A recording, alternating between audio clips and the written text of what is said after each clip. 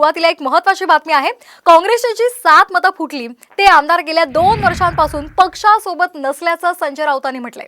तसंच गेल्या निवडणुकीमध्ये चंद्रकांत हंडोरेंचा पराभव याच 7 मतांमुळे झाल्याचा आरोप सुद्धा राऊतांनी केलाय।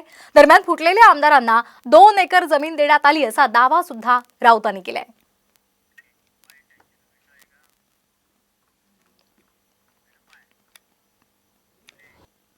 गद्दारांना निवडून आणण्यासाठी घेतलेली ही निवडणूक होती, ही झाली निवडणूक। आणि महाविकास आघाडीला काय फटका बसला? काँग्रेसची 7 मतं फुटली। हे काय लपून राहिलेलं नाही। स्वतः काँग्रेसचे अध्यक्ष नाना पटोले यांनी ते मान्य केलं। 7 मतं फुटली, या सुद्धा आश्चर्य वाटण्यासारखं काहीच नाही। हे आधीच फुटलेले आहेत। मागच्या विधान परिषद निवडणुकीत चंद्रकांत हंडोरे यांचा पराभव करणारे हेच 7 लोक आहेत। कालचा भाव तुम्हाला माहिती आहे का आमदारांचा? जे 23च्या पुढे ज्यांना 26 मतं पडली, 25 मतं पडली, 24, त्या आमदारांचा भाव पत्रकाराने समजून घ्यावा। काल शेवटचा भाव किती होता?